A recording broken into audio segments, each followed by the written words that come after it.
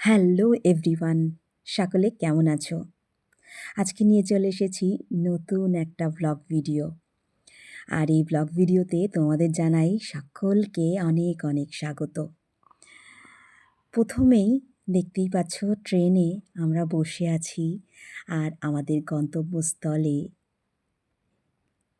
চলে যাচ্ছি আমরা, সেটা ধীরে ধীরেই তোমরা জানতে পারবে। এর আগেও আমি ছোট ছোট ভিডিওর মাধ্যমে অনেক কিছুই তোমাদের সঙ্গে শেয়ার করেছি।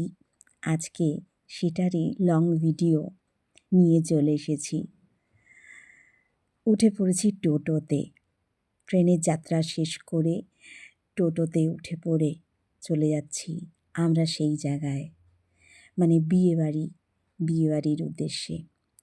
আর বিয়েটা হচ্ছে আমার মামা শ্বশুরের মেয়ে, তার মানে সম্পর্কে আমার ননদের বিয়ে।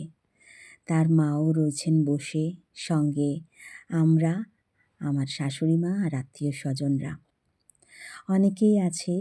তো ধীরে ধীরে আস্তে আস্তে আমি পরিচয়টা দেব। রয়েছেন আমার মাসি শাশুড়ি, রয়েছেন আমার আর এক ননদ রয়েছেন। তারাই সম্পর্কে সকলেই আমার শ্বশুরবাড়ির পক্ষর তরফ থেকে প্রত্যেকেই সম্পর্কিত।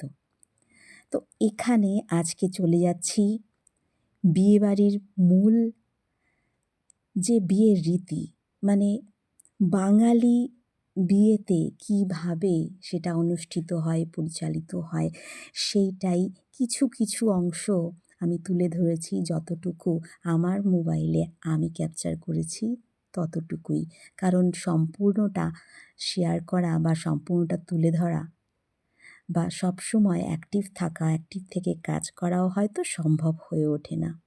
তাই যতটুকু পেরেছি শেয়ার করেছি। এই যে দেখছো ঘট সজ্জিত হচ্ছে, যেই ঘটটি কুলো, মানে বরণ ডালার কুলোতে থাকবে, সেটি সিঁদুর দিয়ে লেপন করে আর তাতে জল ভরে 5টা প্রদীপ জ্বালিয়ে একফোঁটা কলার গুচ্ছ, কিন্তু আমাদের শ্বশুরবাড়ির নিয়ম অনুযায়ী একফোঁটা কলার গুচ্ছ এখানে থাকে না। এটি যে প্রদীপ নির্মিত হয়েছে সেটি হচ্ছে চালের গুঁড়ো দিয়ে তৈরি। চালের গুঁড়ো দিয়ে সেটি সুন্দর করে একটা আটা জমাট বাঁধা একটা আটা তৈরি করে তারপরে তার মধ্যে প্রদীপের সলতে লাগানো হয়েছে। আর এখানেও রয়েছেন আমার পিসি শাশুড়ি, আমার মাসি শাশুড়ি, আমার মামি শাশুড়ি, দিদি, ননদ, নন্দা জামাই অনেকেই রয়েছেন। যার বিয়েতে গেছি এই যে সেই মেয়ে। আর রয়েছি আমরা সপরিবারে। রয়েছে পাড়া প্রতিবেশী, রয়েছে আমাদের পরিচিত অনেকেই। কি সুন্দর মুখটা একটি মেয়ে যখন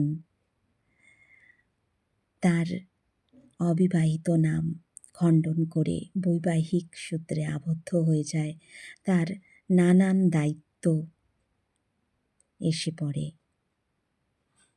তার নানান দায়িত্বের মধ্যে সেটি সম্পূর্ণরূপে হয়তো প্রারম্ভিক মুহূর্তে সেটিই হচ্ছে বিয়ে। দেখতে দেখতে আমাদের সেই বরণগুলো কিন্তু একেবারে সজ্জায় সসজ্জিত। পুরোহিত মশাইও এসে গেছেন, আর কন্যার বাবা মানে আমার মামা শ্বশুর বসে গেছেন বিয়েতে বৃদ্ধি করতে। আমাদের বিয়েতে দুপক্ষেই কিন্তু বৃদ্ধি করার নিয়ম আছে। বৃদ্ধিটা হচ্ছে ঘট বসিয়ে পূর্বপুরুষদের সকলেরই উদ্দেশ্যে সমস্ত কিছুই পূজা অর্চনা করে তারপরে মেয়েকে বিদায় দেওয়ার পূর্বে এই ক্রিয়াটি হয়ে থাকে। আর এখানে রয়েছি আমরা আরেকটি ক্রিয়াকলাপের মধ্যে, সেটি হচ্ছে মেয়ে হোক বা ছেলে, প্রত্যেকেরই বিয়েতে এই যে কলাকুশলী গোবরের ছড়া দান, তার সাথে সিঁদুরের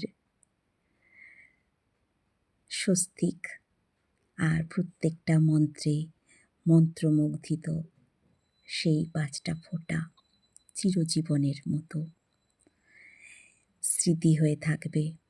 মেয়ে চলে যাবে শ্বশুরবাড়ি। প্রতিটি বাবা মায়ের কাছেই কিন্তু এই মুহূর্তটা একটি অমূল্য, অমার্জনীয়।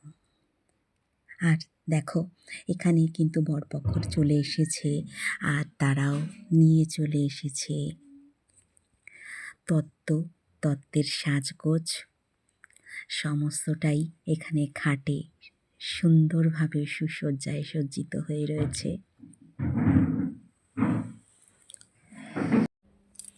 এই হলো ছেলেবাড়ির পক্ষের তত্ত্ব, সমস্তটাই সামনে। আর ইতিমধ্যেই মেয়ের গায়ে হলুদ নিয়েও এসে হাজির হয়ে গেছে আমাদের ছেলেপক্ষ। আর তার সঙ্গে সঙ্গে আমাদেরও কিছু ফটোশ্যুট আর অন্যান্য কাজের, মানে বিয়েবাড়ির কাজের, বাড়িতে তো অনেক কিছুই কাজ থাকে, তো সেখানেও আমরা চলে গেছি জল সইতে। আমরা ইউরা মিলে, সকলে মিলে পাড়ারই একটি পুকুরে। সেখানে যিনি জ্যেষ্ঠা বা যিনি সর্বকাজে পারদর্শী, তিনি এই কাজটি করেছিলেন। আমার মামি শাশুড়ি কাজটি করেছিলেন, জলসয়ার কাজ, পুকুর নিমন্ত্রণ, সব কিছুই, যেটা বাঙালিদের বিয়েতে প্রচলিত একটি নিয়মের মধ্যে একটি। তার সঙ্গে সঙ্গে মাঝে মধ্যে একটু দাঁড়িয়ে যাওয়া, একটু ফটোশ্যুট, কারণ ক্যামেরাম্যানও সঙ্গে ছিল। ফটোশ্যুটের সঙ্গে সঙ্গে আমিও ছিলাম, তার সঙ্গে ছোট ছোট শ্যুট করতেও ব্যস্ত। এতটাই জলটা, পুকুরের জল তো একটু অপরিষ্কার থাকবেই। আর গ্রামের জলের, মানে যেখানে সব রকমই ব্যবহারযোগ্য, কাচাকুচি, স্নান সব কিছুই অপরিহার্য, তা সেক্ষেত্রে সেটা সেরকমই থাকা হয়তো উচিত। যাই হোক না কেন, আমাদের রীতি বা নিয়মটা দরকার ছিল কমপ্লিট করা, আর সেটাই হলো। আগে জলটাকে জল সয়াবার জন্য সিঁদুর আর তার সঙ্গে পান সুপারি মিষ্টি দিয়ে, তারপর ছুরি দিয়ে কেটে পুকুর নিমন্ত্রণ করে আমরা সাগ্রহে চললাম মেয়ের জল, মানে স্নানের জল নিয়ে যেতে। এই যে মাঝে মধ্যেই আমরা যে দাঁড়িয়ে রয়েছি, বা আমার মামি শাশুড়ি আর অনেকেই এখানে আমার যারা রিলেটিভের মধ্যে আছে, কিছুক্ষণ ধরেই তারা ফটোশ্যুট করার জন্য কিছুক্ষণের জন্য দাঁড়িয়ে আছে। তা সব কিছুই মেনটেন করে সব কিছুই চলতে হবে। তার সঙ্গে আমাদের অন্যান্য প্রতিবেশীরাও রয়েছে। চলে এসেছি আমরা মেয়েকে স্নান পর্বটা কমপ্লিট করবার জন্য।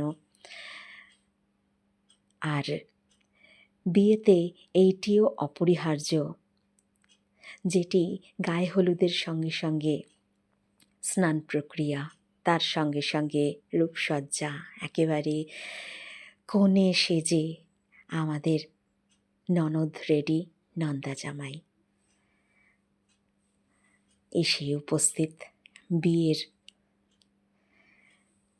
মণ্ডপে।